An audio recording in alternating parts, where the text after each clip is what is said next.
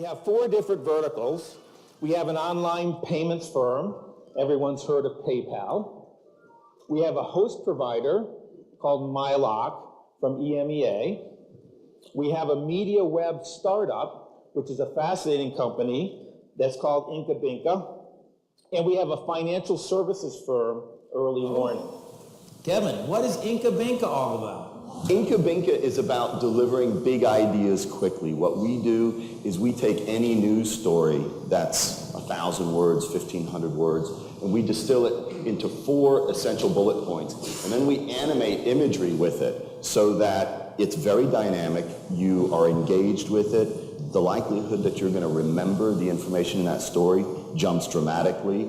So we're building that platform now. We're serving news from it. In fact, you guys are serving Discover News at hpdiscover.inkabinka.com.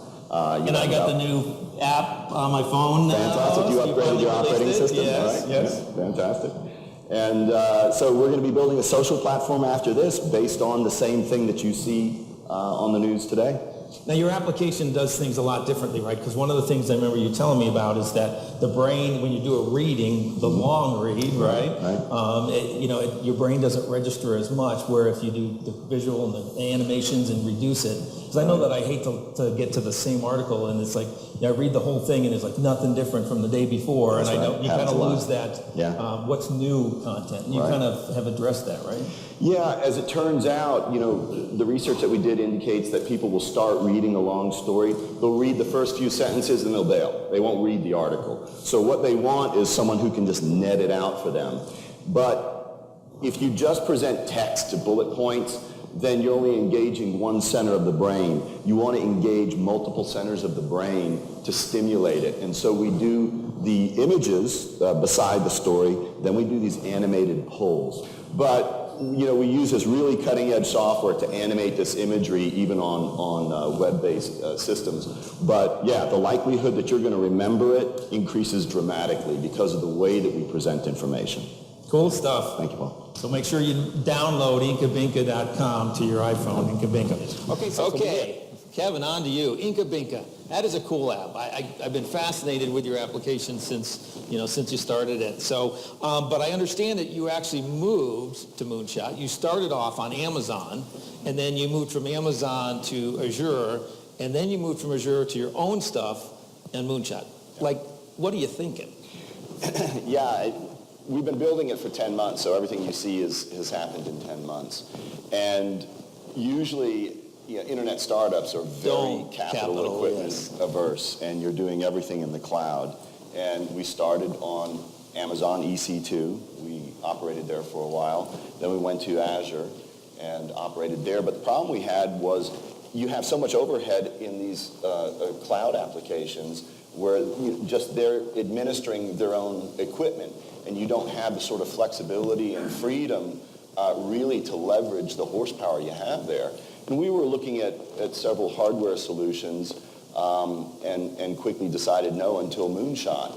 And we calculated ROI could be as quick as 4 or 6 months depending on our existing burn rate in the cloud. So it made sense for us to switch to Moonshot.